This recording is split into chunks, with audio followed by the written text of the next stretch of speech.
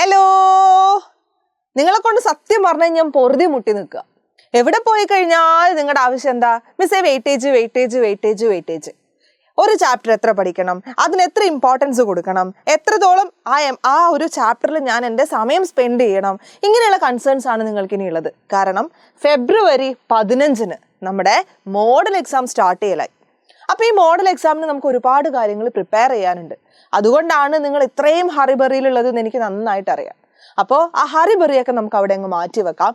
ഇനിയുള്ള 15 ദിവസം, കൃത്യം 15 ദിവസം നമ്മൾ എങ്ങനെയാണ് പ്രിപ്പയർ ചെയ്യേണ്ടത് എന്നുള്ളത് ഞാൻ ഇനി പറഞ്ഞു തരാം. ആദ്യം എനിക്ക് പറയാനുള്ളത്, ഓരോ ചാപ്റ്റേഴ്സിനും അതിൻ്റെ വെയിറ്റേജ് അനുസരിച്ചിട്ടുള്ള ഇമ്പോർട്ടൻസ് നിങ്ങൾ കൊടുക്കണം എന്ന് തന്നെയാണ്. അപ്പോൾ ദാ ഇവിടെ നിങ്ങളുടെ ചാപ്റ്റേഴ്സ് ഒക്കെ ഉണ്ട്. ഇവിടെ 12 ചാപ്റ്റർ കണ്ട് ആരുടെയും ബോധം പോവണ്ട.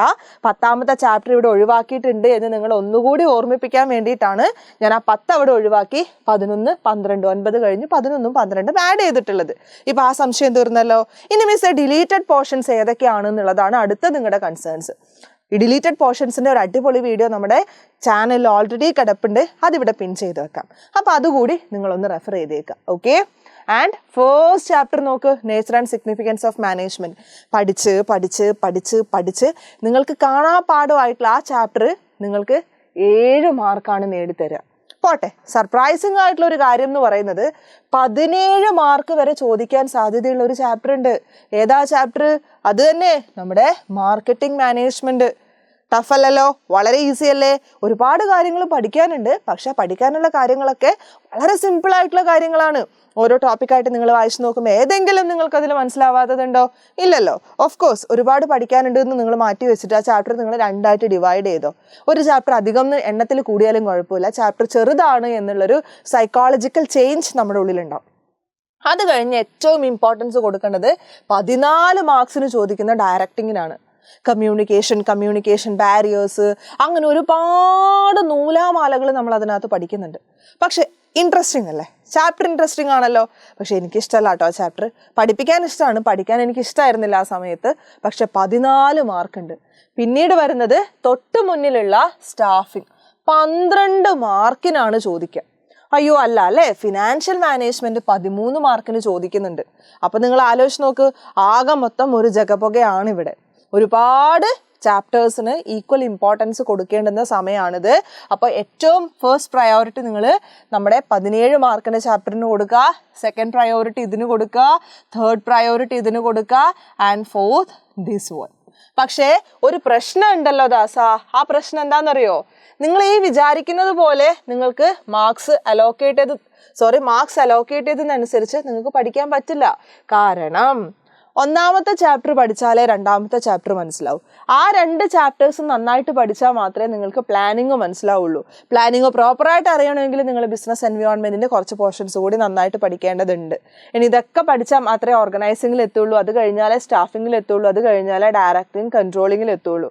പിന്നെ ഈ 3 ചാപ്റ്റേഴ്സും നമ്മുടെ ഫസ്റ്റ് ചാപ്റ്റേഴ്സുമായിട്ട് വലിയ റിലേഷൻ ഒന്നുമില്ല. അതുകൊണ്ട് വേണമെങ്കിൽ നിങ്ങൾക്ക് ഈ സെക്ഷൻസ് ആദ്യം പഠിച്ചു തീർക്കാം. അപ്പം ഞാൻ എപ്പോഴും പ്രിഫർ ചെയ്യുന്നത് ഓർഡറിൽ തന്നെ പഠിക്കുക എന്നുള്ളത് തന്നെയാണ്. കാരണം ഒന്ന് മനസ്സിലായാലേ അടുത്തതിലേക്ക് നമുക്ക് പോകാൻ പറ്റുള്ളൂ. അപ്പോൾ ആദ്യം തന്നെ ചാടി കയറി ഇതിലേതെങ്കിലും ഇൻ ബിറ്റ്വീൻ ഏതെങ്കിലും ചാപ്റ്ററാണ് നിങ്ങൾ 0യിൽ നിന്ന് തുടങ്ങുന്നതെങ്കിൽ ഓഫ് കോഴ്സ് നിങ്ങൾക്ക് ആ ചാപ്റ്റർ പൂർണ്ണമായിട്ട് മനസ്സിലാവില്ല. സോ ഫസ്റ്റ് നിങ്ങൾ എന്ത് ചെയ്യുക? നിങ്ങൾക്ക് ഫുൾ റിവിഷൻസ് ഒക്കെ ഒരുപാട് ക്ലാസ്സുകളൊക്കെ യൂട്യൂബിൽ ഓൾറെഡി ഉണ്ടല്ലോ, കഴിഞ്ഞ ലൈവുകളൊക്കെ ഉണ്ടല്ലോ. ആ ലൈവുകളൊക്കെ റെഫർ ചെയ്തുകൊണ്ട് ജസ്റ്റ് ഒന്ന് ടെക്സ്റ്റ് ബുക്കൊക്കെ ഒന്ന് വായിച്ചുകൊണ്ട് എല്ലാ ചാപ്റ്ററിലും എന്തൊക്കെയാണുള്ളത് എന്ന ധാരണ നിങ്ങൾ വരുത്തുക. ഓക്കെ.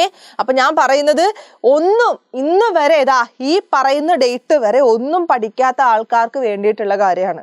എന്താണ് ചെയ്യേണ്ടത്? എല്ലാ ചാപ്റ്റേഴ്സിലും എന്തൊക്കെ കാര്യങ്ങളുണ്ട് എന്ന് ആദ്യം മനസ്സിലാക്കുക. പഠിക്കാനല്ല ഞാൻ പറയുന്നത്, മനസ്സിലാക്കി വെക്കുക. എന്നിട്ട് മാത്രം നിങ്ങൾക്ക് ഇഷ്ടമുള്ള ചാപ്റ്റർ വെയിറ്റേജ് അനുസരിച്ചോ നിങ്ങൾക്ക് പഠിക്കാൻ എളുപ്പമുള്ളതനുസരിച്ചോ ഇഷ്ടമുള്ളതനുസരിച്ചോ ഒക്കെ പഠിച്ചു തുടങ്ങിക്കോളുക. അറഞ്ചം പുറഞ്ഞം പഠിച്ചു തുടങ്ങിക്കോ. 15 ദിവസവും 11 ചാപ്റ്റേഴ്സുമാണ് നമുക്കുള്ളത്. അതിൽ ഈ പറയുന്ന കൺസ്യൂമർ പ്രൊട്ടക്ഷൻ, അതുപോലെ തന്നെ നമ്മുടെ ഈ പറയുന്ന കൺട്രോളിങ്, ഇതിലൊക്കെ എന്ത് ചോദ്യമാണ് വരിക എന്നുള്ളതൊക്കെ ഓൾറെഡി നമ്മൾ ഡിസ്കസ് ചെയ്തിട്ടുണ്ട്. ഇനി വരുന്ന ലൈവുകളിലും ഡിസ്കസ് ചെയ്യുന്നുണ്ട്. അപ്പോൾ അതിന് അത്രമാത്രം ഇമ്പോർട്ടൻസ് കൊടുത്താൽ മതി. നിങ്ങൾ കൂടുതൽ ഇമ്പോർട്ടൻസ് കൊടുക്കേണ്ടത് 10ൽ കൂടുതൽ മാർക്കുകൾ വരുന്ന 9 അടക്കം 9, 10, 11 അങ്ങനെ പോകുന്ന ചാപ്റ്റേഴ്സ് തന്നെയാണ്. അപ്പോൾ കാര്യം ക്ലിയർ ആണല്ലോ? ഇതുവരെ പഠിച്ചു തുടങ്ങിയിട്ടില്ല മിസ്സേ, ഡൗട്ടാണ് മിസ്സേ, വിഷമാണ് മിസ്സേ, ഇനി ഇതൊന്നും പറയണ്ട, പേടിയൊന്നും ആവശ്യമില്ല. 15 ദിവസമുണ്ട്, മോഡൽ എക്സാം ആണ്. ആ 15 ദിവസത്തിനുള്ളിൽ നിങ്ങൾക്ക് ഏറ്റവും കോൺഫിഡൻ്റ് ആയിട്ടുള്ള ഒരു 5ഓ 6ഓ ചാപ്റ്റേഴ്സ് മാത്രം നന്നായിട്ട് പഠിക്കാം. ബാക്കിയുള്ള ചാപ്റ്റേഴ്സ് ക്വസ്റ്റ്യൻസ് മാത്രം നമുക്ക് സോൾവ് ചെയ്ത് പോവാം. എല്ലാം കൂടി പഠിച്ച് മോഡൽ എക്സാം എഴുതുന്നൊന്നും നടക്കൂല. ഫൈനൽ എക്സാമിലേക്ക് നമുക്ക് അടിപൊളിയായിട്ട് പ്രിപ്പയർ ചെയ്യാം. അപ്പോൾ മറക്കണ്ട, നിങ്ങൾ എജുപോർട്ടിൻ്റെ കൂടെയാണുള്ളത്. നിങ്ങൾ ഒരു തരത്തിലും പേടിക്കേണ്ടുന്ന കാര്യമില്ല. ഞങ്ങളുണ്ട് നിങ്ങളുടെ കൂടെ.